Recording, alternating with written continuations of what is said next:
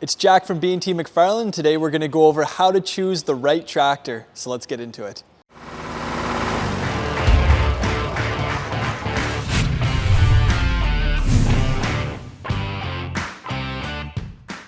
We're getting into the nice weather in the spring and the summer, and a lot of people, they're going to be getting their first tractor. So the biggest thing you're going to be wanting to be mindful of is the size of tractor. And I know when you're looking on Kubota.ca, Kubota.com, or any other brand, when you look at a tractor that's about 26 horsepower like this one here, all the way up to 60 horsepower, they all look like they're about the same size online. So my first biggest tip when you're trying to find the tractor that's right for you, take a trip down to your dealership and jump on a couple different tractors and see what feels like it's the right size for you. And then another thing you're going to want to look at too is if you want to stick within the subcompact lineup or move up to that compact lineup. A subcompact tractor, that's going to be your BX lineup from Kubota. So the BX 1880 all the way up to the 2680. The big advantage of that one is it's going to be perfect for someone with that 2 to 5 acres of a manicured lawn that doesn't want a big heavy tractor that's going to rip up their lawn. But then there's also the flip side of that coin too. If you have 5 to 10 acres and you're doing more rugged utilitarian applications with your tractor, then you might want to step it up to a compact tractor like this B2601. It's actually the first compact tractor. And if you're using this commercially too, you need to look at the kinds of customers that you're going to be attracting. Are you going to be working in densely populated residential areas where the townhouses are one after the other? You don't want a big 40 horsepower tractor because you're going to be ruining lawns and you're not going to have enough space to turn that around. So you might want to look into some kind of smaller compact or subcompact tractor. And that goes one step further too. A lot of these tractors, they all look the same. A lot of them will do the same sorts of applications, but they're going to be geared towards a slightly different customer. One of the big things is going to be a need for a mid-PTO. So on a subcompact and some compact tractors, you can actually put a mid-mount mower deck or a front snowblower on this, and that uses the mid-PTO system. So for whatever reason, if you ever need or ever feel like you're going to want to mow your lawn or use a front snowblower, then you will need to get that mid-PTO, and it's not something that can be added down the road. So that's a huge decision that you need to make right from the time of purchase.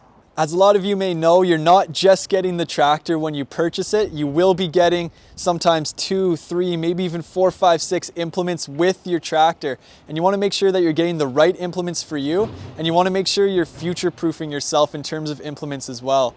So what I mean by that is a lot of people ask me is, should I be getting a loader at the time of purchase? And my answer is always yes. And you want to look at the implements that you're getting, not just based on how much you're going to use them, but how easy they're going to be to get down the road. Like I've mentioned in previous videos, trying to find a used loader to match your tractor is like finding a needle in a haystack. So it's always best to get that loader from the time of purchase.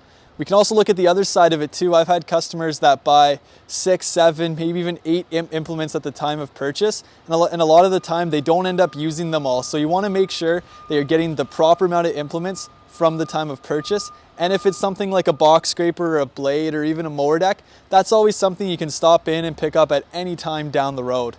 So another question we get a lot of is, should you be getting a new or a used tractor? Right now, I know it's everybody's favorite saying, but with all the supply chain issues, it's driven the price of the used equipment through the roof, almost to a point where it's almost comparable to a new one. If you're planning on keeping the tractor long-term, say 20, 25 years, I would personally pick a new one because you do get the better financing options and you do get the 6-year warranty on most of these tractors. So if you want to kind of future-proof yourself and get something that is yours, then going new would be the best route. But with that being said, there definitely are some deals to be had on quite a few online auction sites. And if you check Facebook Marketplace and Kijiji, then you could find a deal on a tractor like this size.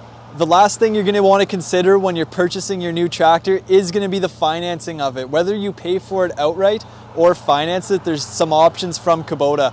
Generally on tractors, there's going to be about an 8% cash discount. But if you take the higher price, you can finance it at 0%.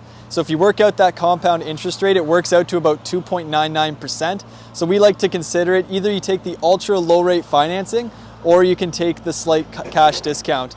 Right now, of course, with the way inflation's going, we usually recommend our customers to take that financing price unless you can get the money a little bit cheaper to take that cash discount. But of course, everybody's situation is different and only you will know what is best for you. I just wanted to thank you guys for watching, and if you needed help with parts, sales, or service, give us a call at 613-225-0555. Thank you.